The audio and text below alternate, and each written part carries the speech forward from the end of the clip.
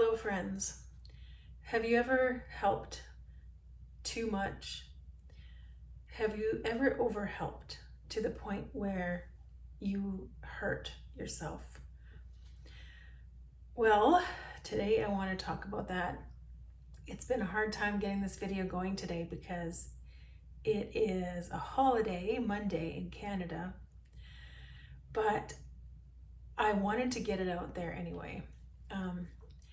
And I'm going to do something a little bit different. I'm going to read from my notes because it's one of those things that is really important to me, and I want to make sure that I start off right, because when I have started to journal and talk about this topic, I realized that it's something that makes me really emotional, kind of passionate, kind of, fired up.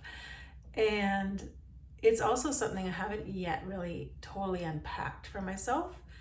And I think I'm going to do a series on it because I have a lot of stories. So without further ado, shall we? Helping too much. When overhelping becomes toxic. I have a long history of overhelping, of doing too much for others. This has been a core life experience that started in childhood, grew self-destructive in my teens, and even became dangerous in my 20s. As a highly empathic person, I feel deeply the suffering and the needs of others. But I have struggled to know where other people's lives end and mine begins. In my 40s, I threw myself into helping someone so much that I injured myself and my family relationships. I was so convinced that I was doing the right thing, and anyone who tried to challenge me, I quickly shut down. They were judgmental, they just didn't understand. And so I let the wolf in the door, so to speak. Thankfully, I believe God spared us, but there were painful consequences still. I am still reeling in ways from that betrayal, still forgiving myself for being blind to what are now obvious red flags. At the time, red flags were easy to explain away as the result of damage this person had from a troubled life. Once the veil was lifted, though, wow, the lies, schemes, cunning manipulation fell into place like steel locks. Click. For a while, life felt like being caught in a horrible cage or trap. Thankfully, through prayer and leaning on the wisdom and courage of people like my husband, who saw the red flags much earlier than I did, and a few true friends, all of us escaped. But I haven't trusted myself in the same way ever since. Why do we help too much? Why was I so compelled? A wise man once said, "Never do for others what they are capable of doing for themselves." Because I have many stories to tell and some hard lessons learned, it would take hours and hours to express it all in one video. And if you hear some little noises, that's my cat. She's sleeping on a pile of papers in the corner. My plan, back to the notes, is to do a series talking about my experience and how I've been able to recognize when I'm overhelping, and a little bit about why too. Why do we overhelp? For me, it is somewhat complicated, and I haven't connected all the dots yet. One core memory is telling my mom I was a good helper.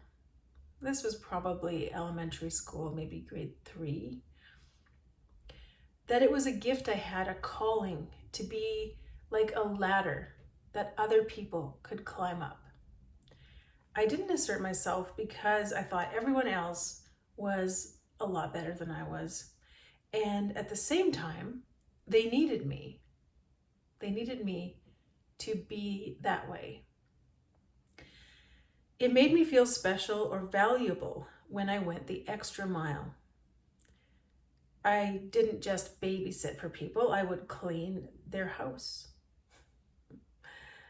I stayed silent when I was treated badly because I knew I could take it. So there's this idea of, going off script here for a bit, that because I understood things, because I could take it, that I was somehow called, or, this special person that could just deal with abuse. And I don't know where that came from still. That's part of what I'm unpacking. Anyway, all of this early people pleasing set the stage for a serious problem that I couldn't see because I thought I was simply being nice. I thought it was my gift to love people unconditionally, and that meant having no boundaries, never saying no, and overgiving of my money, time, and resources. But I have learned that we are meant to care for ourselves and for our own family members, those entrusted to our care, first. So as a parent, as a mom, my kids, my husband needed to come first. And then from there, the ladies in my Bible study, extended family members, but the people that were truly part of my circle, not sacrifice everything so that I could help and take care of this one person. It took me a long time to see how I was casting all my pearls, sometimes in front of swine. Seeing this behavior in myself clearly has possibly been the most transforming lesson of my life. And once you see it, you can't unsee it. Once you notice the red flags, you can't unsee them. And it's so funny how you can't see things until all of a sudden you do. And then there's no going back. So now I can spot red flags often from a great distance.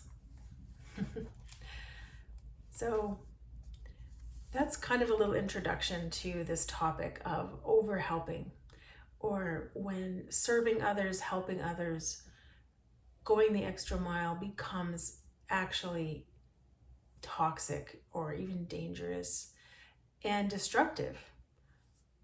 So yeah, if you want to come along and unpack that with me, or if you have experienced this kind of thing in your life, I would love to hear about it. I think there are a lot more of us out there, from videos I've watched and articles I've read, podcasts I've listened to, friends I've talked to.